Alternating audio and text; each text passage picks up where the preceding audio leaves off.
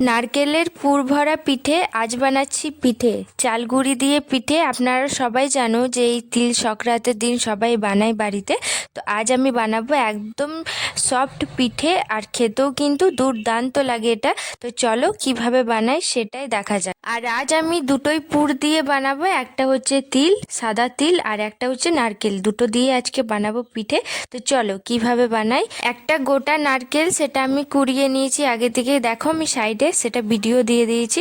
তো এটা একদম প্লেনভাবে কুড়িয়ে নিয়েছি নারকেলটা। আর নারকেলের পুর বানাতে কিন্তু বেশি সময়ও লাগে না আর বেশি কঠিনও না, খুব সহজেই কিন্তু তৈরি হয়ে যাবে। এখানে আমি বাটালি গুড় নিয়েছি, তো সেটা আমি হালকা আগে থেকে জল দিয়েছি, ওর মধ্যে গুড়টা দিয়ে এটা ভালোভাবে গলিয়ে নিতে হবে জিনিসটাকে। তারপর নারকেলটা কোরানো আমি দিয়ে দেবো। তারপর এটা প্রায় 30 মিনিট এইভাবেই নাড়াচাড়া করতে করতে এটা যখন শুকিয়ে আসবে তখন আমাদের নারকেলের পুরটা একদম রেডি। আমার এই পিঠের রেসিপিটা শর্ট ভিডিওতে আপলোড আছে, অবশ্যই গিয়ে দেখে নেবেন যদি ভালো লেগেছে। তো এইভাবেই এটা নাড়াচাড়া করতে হবে যাতে গুড়টা মানে এক গায়ে ডাব ডাব না হয়ে আসুক। তো এইভাবে কিন্তু কিছুক্ষণ করে রাখার পর দেখো আমাদের হয়ে গেছে। জলটা শুকিয়ে যাওয়ার পর আমাদের একদম নারকেলের পুরটা রেডি হয়ে গেছে। আর এখানে আমি আগে থেকে নারকেল আর ওই যে তিলের পুর সেটা আমি বানিয়ে রেখেছি আগে থেকে। আমি দুটো আজকে পিঠে বানিয়ে দেখাবো। তো নারকেলের পুরটা সেটা যদি আপনারা দেখতে চাও তাহলে অবশ্যই কমেন্ট করে জানিও। তারপর এখানে চালের গুঁড়োটার যে ডো করবে, একটা আটা সানবো, তার জন্য এখানে আমি জল গরম আগে থেকে বসিয়ে রেখে দিয়েছি, ওর মধ্যে চালের গুঁড়ো দিয়ে দেবো আর খুব সামান্য একটু লবণ দিয়ে দেবো, অপশনাল, দিতে পারো নাও দিতে পারো। তারপর এটা ভালোভাবে মিক্স করতে হবে। সবাই বলে চাল গুঁড়োটা একদম গরম থাকতে থাকতে এটা কিন্তু মাখাতে হবে, কিন্তু আপনারা ঠান্ডা করেও এটা মাখাতে পারো, তাতে কোনো অসুবিধা হবে না। দেখো ডোটা আমার একদম হয়ে গেছে, হাতে চিটে যাচ্ছে না। তো আমাদের একদম সুন্দরভাবে মাখানো হয়ে গেছে। এবার এখান থেকে একটা ছোট্ট ডো নিয়ে এটা আমি গোল গোল করে নিয়ে একটা বাটির মতো করে নেব। তারপর এর মধ্যে পুরটা দিয়ে দেবো, ঠিক যেরকম মোমো আপনারা বানাও সেইভাবেই এটা কিন্তু করে নিতে হবে। তারপর এই পুরটা দেওয়ার পর এটা কিন্তু আমি একটা ডিজাইন দিয়ে দেবো।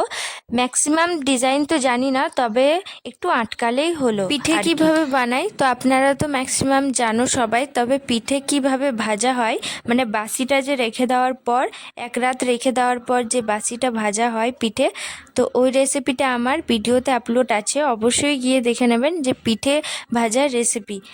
দারুণ হয় গাইস, খেতে খুব সুন্দর লাগে খেতে। আপনারা অবশ্যই একবার ভিডিওটা দেখে বাড়িতে বানান। অলমোস্ট পিঠেটা আমার দেখো রেডি হয়েই গেছে। এবার এটা আমি ডিজাইন দেব। আর এই পিঠের যে আটাটা সেটা ভালোভাবে যদি না মাখা হয় তাহলে কিন্তু জিনিসটা ফেটে যাবে। আর আগে যেটা আমি করেছিলাম সেটা হচ্ছে গরম জলে মানে জলটা একদম গরম করে নিতে হবে, মানে ফুটে যে আসবে তারপর চালের গুঁড়িটা দিতে হবে, না হলে কিন্তু মানে ফেটে যাবে জিনিসটা, ভালোভাবে ডোটা হবে না আর কি। এই পিঠেটা আমি একটু সুলোভাবে দেখাচ্ছি যাতে আপনারা ডিজাইনটা ভালোভাবে আপনারা বুঝতে পারো। তো দেখো কি সুন্দরভাবে একদম মিহি মিহি ডিজাইনটা হয়ে যাওয়ার পর আমাদের পিঠেটাও রেডি। এখানে দু রকমের পিঠে বানাচ্ছি, একটা হচ্ছে নারকেলের পুর আর একটা হচ্ছে তিলের পুর। তো নারকেলেরটা ভরা হয়ে গেছে, এবার আমি তিলেরটা ভরবো। সেম আগেরটা যেমন করেছিলাম ঠিক সেইভাবেই আমি কিন্তু এটাও করে নেব। তো আমাদের রেডি হয়ে গেছে পিঠে। তো চলো এটা এবার ভাপানো যাক।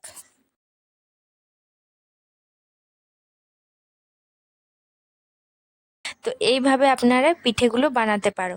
তারপর এখানে আমি স্টিম নিয়েছি, মানে হাঁড়ি যে থাকে ওর মধ্যে কাপড়টা বেঁধে নিয়েছি, তারপর ওর মধ্যে আমি স্টিম করব।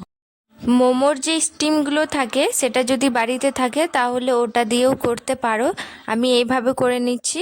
তারপরে এটা ঢাকা দিয়ে প্রায় 30 মিনিট এমনি রাখবো বা 35 মিনিট, ব্যাস আমাদের পিঠেটাও রেডি হয়ে যাবে। আর দেখো কি সুন্দরভাবে রেডি হয়ে গেছে, কালারটা আছে না সেটা একটু চেঞ্জ হয়ে গেছে, মানে আমাদের পিঠেটাও অলমোস্ট রেডি।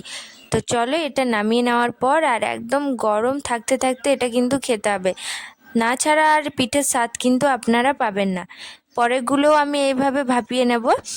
চলো তাহলে এটা একটা ভেঙে দেখায় যে কেমন হয়েছে জিনিসটা। এটা হচ্ছে নারকেলের পিঠে, না এটা হচ্ছে তিলের পিঠে।